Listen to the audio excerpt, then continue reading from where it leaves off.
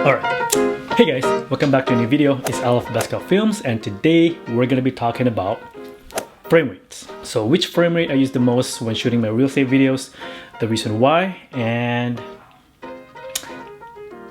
that's about it. So that's what we're going to discuss today. Let's go.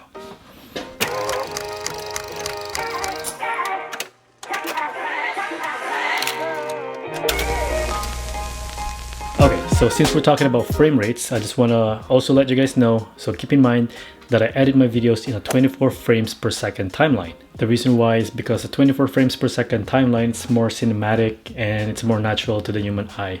So now let's discuss the frame rate that I shoot the most when shooting my B-rolls for my real estate videos. So I shoot in 60 frames per second almost all the time, except when I'm shooting a realtor or a client that wants to do some talking in the video. So if they want to do an introduction or a tour of the listing, then I would switch to 24 frames per second. But most of the time when shooting my B-rolls, I shoot in 60 frames per second. So the reason why is because in 60 frames per second and in a 24 frames per second timeline, it allows me to slow down the footage by 40%, thus giving me that more dreamy effect in slow motion. This also helps in eliminating any jitters that I get from shooting with the gimbal, because let's be honest, you can't always get a perfectly smooth shot even with a gimbal. So if you shoot in 60 frames per second, slow it down, I find that that's the best setting for shooting those B-rolls. So as an example, excuse me,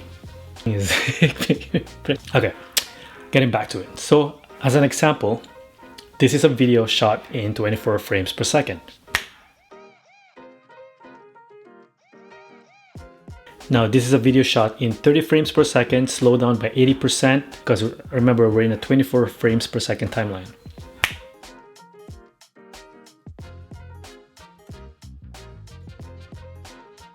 And now this is a video shot in 60 frames per second and slowed down by 40%.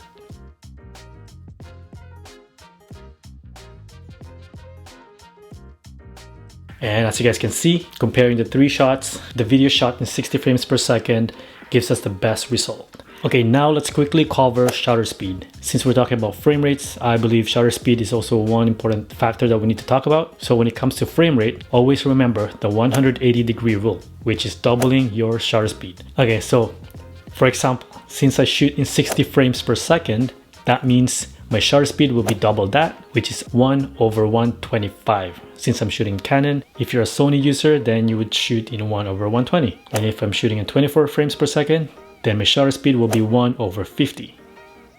Double. And that's pretty much it.